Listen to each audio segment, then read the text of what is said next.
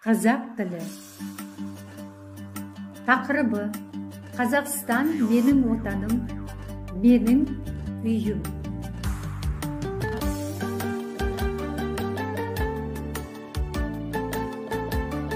Мақсаты: жасөспірімдерді өз отанын, өз елін сүюге, құрметтеуге тәрбиелеу.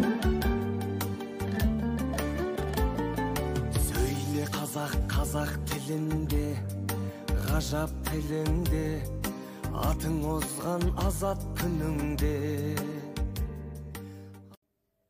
Балалар, мен сендерді ұйымдастырылған қазақ тілі сабағына шақырамын. Қане, шеңбер құрып, бір-бірімізге лебізімізді көрсетейік. Қане, шеңбер құрамыз, балалар.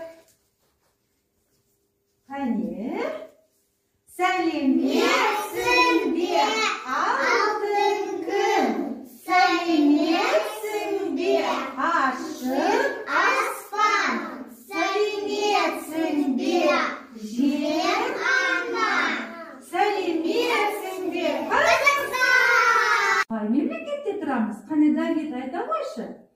Қазақстан Республикасы. Жақсы, жарайсың, Давид. Балалар, міне біз Қазақстан елінің картасы. Қараңыз, біздің еліміз қандай, балалар? Қазақстан елі үлкен. Мына қайда қараңдар, балалар. Мына жерде міне Петропавл қаласы орналасқан. Иә, біздің Петропавл қаламыз біздің жанымызда, балалар. Мына жерде Көкшетау қаласы біздің жанымызда. Павлодар қаласы біздің жанымызда. Және мына жаққа қараңдар, Орал қаласы, Атырау, Ақтөбе, Қостанай деген қаламыз бар.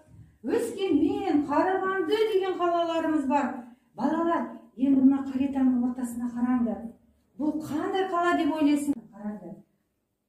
Қандай әдемі көшелер жайғасқан.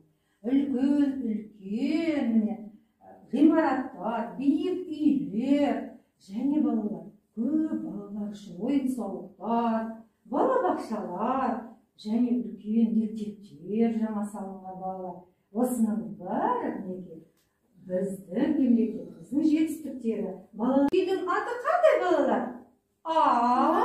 Ақорда. Қане бірге айтамыз. Ақорда. Енді балалар еске сақтап қалыңдар. Енді қараңдар, балалар, мына ғимаратты кім айтады? Мына ғимараттың аты қандай? Бәйтерек. Балалар, қараңдар, осындай ғимараттар біздің елімізде, біздің қалаларымызда өте көп, балалар. Енді айтыңдаршы, балалар, біздің еліміздің елбасының аты Қасым-Жомарт Тоқаев. Жақсы, бірінші айтты, Дарья, сен жақсы біледі екенсің. Балалар, тұңғыш елбасымыздың аты кім? Балалар, әр мемлекеттің өзінің рәміздері бар, балалар. Біздің мемлекетімізде де міне рәміздеріміз бар, балалар. Бұл рәмізіміздің аты ту. Қане қайталаймыз? Ту. Орысшасы флаг дейді, орысша. Дұрыс, жарайсыңдар, балалар. Балалар, біздің туымыздың түсі көк, көгілдір аспан сияқты. Ал шетінде біздің қазақ халқының ою өрнектері салынған. Ортасында не тұр, балалар? Ортасында күн. Қандай күн? Алтын күн, сары күн. Ал астында құран құс тұр, балалар. Кейінгі рәмізіміздің аты елтаңба. Қане бірге? Елтаңба. Баба. Елтаңба. Балалар, елтаңбамызға қараңдар. Орысшасы герб дейді, орысша. Міне, басында жұлдызша тұр, иә? Біздің еліміз жұлдыздай жарқырасын дейді. Ортасында міне шаңырақ тұр. Осы бір шаңырақтың астында көп ұлттар, Көп халық тұрады біздің елде, иә балалар? Жан-жағында екі топ бар, осы халықтарды қорғап тұр. Астында Қазақстан деп белгі жазылған.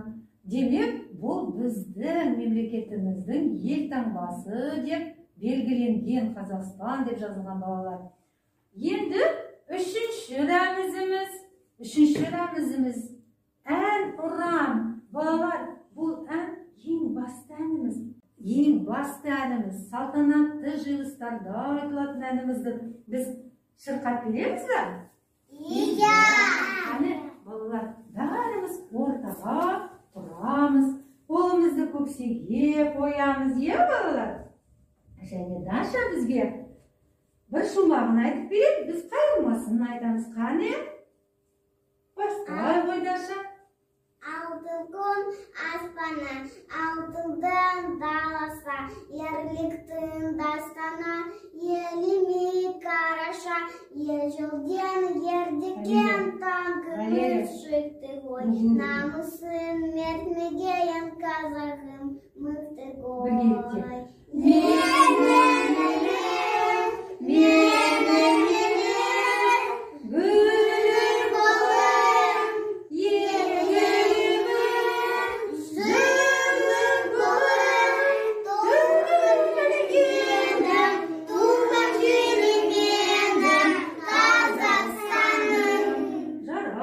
Балалар, отыра қойыңдар. Отыраға тұрамыз, қолымызды көксеге қоямыз, е балалар?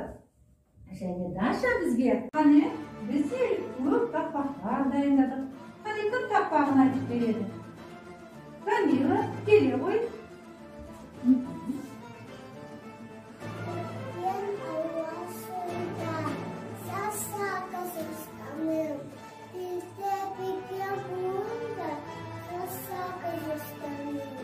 Жарайсың, Камила.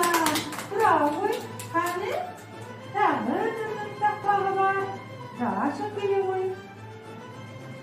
Болашаққа басталған шарықтайды асыр әмел ортасы, отанын мақтан үшін Нұр-Сұлтан жасасын тәуелсіз Қазақстан. Жарайсың, Даша. Қане, Мансур келе ғой. Келе ғой, Мансур. Айтып, тақпағын. Отан сен, отан сен, отан. Сенің атаңан. Отан сенің атаңан. Отан досың. Отан досың бауырың. Отан Өлкем. үлкен Нұр-Сұлтан, отан аудан ауылы. Керемет, балалар. Өте жақсы, Мансур, жарайсың, браво. Енді Валерия келе ғой. Асқар баудай сенеке, бақша балды сенеке, ұланым жазасын, Жасай бер, жаса, Қазақстан. Қазақ халқының аталапай деп аталған балалар жақсы көретін ойынды өткізбекшімін. Сендер дайынсыңдар ма, балалар? Иә. Балалар, менің дорбамның қараңдар, ішінде не бар? Асықта. Асық бар, балалар. Мына асықтарды қараңдар. Арасында қандай асық бар? Бұл асықтың атауы қандай? Қандай асықтың аты? Хан деп атаймыз. Өйткені бұл ең үлкен асық. Бұл жылқының асығы. Сақа асық дейміз. Осы сақа асықпен балалар, сендер терілген асықтарды атасыңдар. Ал енді ойынды бастаймыз. Мен асықтарды ортаға тастаймын. Сендер мені балалар керек. Ал жинаңдар. Неше асық жинадың? Қане санай қойып. Даша, сен неше асық жинадың сана? 1, 2, 3, 4, 5, 6. Жақсы, өте жақсы. Мен дем қыз екенсің, қане? Санай қой. Жоқ. Өте жақсы. Қане, Валерия, лақтыр. Лақтыр,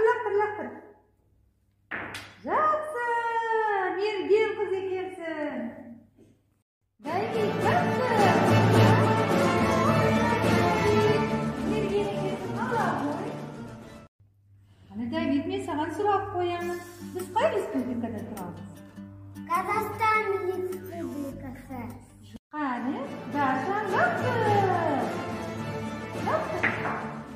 Даша. Мен саған жақпаға жібере аласың? Болашаққа бастаған сарқады асқан миллионасы отаны мақтаны үшін нұр сұлтан жасасын үнсіз Қазақстан. Тамаша! Қанеша болашақ. Ал енді балалар, бірінші дәрежелі диплом Анталапай ойынның жеңімпазы ең көп асық жинаған берген қыз номинациясына Багинская Дарья иеленді. Қане балалар, шапалақтар құттықтаймыз. Дарья, құттықтаймыз сені. Дарьяға мынандай алтын асық беріледі. Балалар,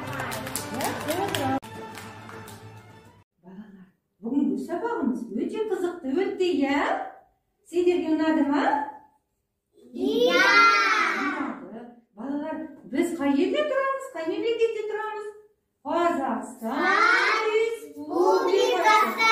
Еліміздің рәміздері бар. Қандай рәміздері бар, балалар? Қане еске алайықшы? Ту, елбай, ән, ұран. Өте жақсы балалар. Елімізді сүюіміз керек, елімізді құрметтеуіміз керек, иә балалар? Иә. Жақсы балалар, бүгін сабақта сендер өте белсенді қатыстыңдар, ақылды екенсіңдер, ән ұранды керемет шырқайды екенсіңдер балалар. Және көп тақпақтар дайындапсыңдар тойға. Мен де сендерге бір сыйлық дайындап қойдым, сендер маған өте жақтыңдар балалар. Қараңдар, мен сендерге қандай сыйлық дайындап қойдым. Қане шапалақ салыңдар. Шапалақ. Қане, 1, 2, 3. Міне балалар, мен сендерге бауырсақ пісіріп әкелдім. Бұл тағамның аты қандай? Бауырсақ. Ала қойыңдар. Бір-бірден ала қойыңдар. Ала қойыңдар дейді. Максим, Валерия ала қойыңдар. Тёма ала қой. Камила ала қой. Және балалар, біздің еліміз той тойлайын деп жатқанда, салтанатты тойларда біздер шашу шашады. Қане, жалауларыңды қойыңдар. Жалауларыңды қойып, қане, шашу шашамын. Тілін қызықты үйрету үшін жаңа әдістер іздеймін. Жаңа заман баласын қалыптастыру үшін, оны дамыту үшін тұлғаның ішкі сырын, қыр-сырын білуге және оның қабілеттерін дамыту үшін жағдай жасауға тырысамын. Сабақтарымда көп жаңа әдіс тәсілдер қолдануға тырысамын. Бүгінгі сабақта балалар өз отанын, елін қалай атауын және елде қандай қалалар бар, еліміз ең басты қаламыз Нұр-Сұлтанда қандай ғимараттар бар, қандай өзгерістер бар және 30 жыл ішінде қандай жетістіктерге еліміз жеткенін білді. Және өз елінің елбасы кім екенін біледі, тұңғыш елбасы кім екенін біледі. Әрине еліміздің рәміздерін, атауларын бүгін мінеке тағы да атап, фонетикалық жаттығулар жасадық. Мен бүгінгі сабағымның мақсатына жеттім деп ойлаймын. Өйткені балалар елі туралы, отаны туралы барлық ақпараттарды жақсы қабылдады және аяқ сабағында барлық ақпараттарды маған айтып берді.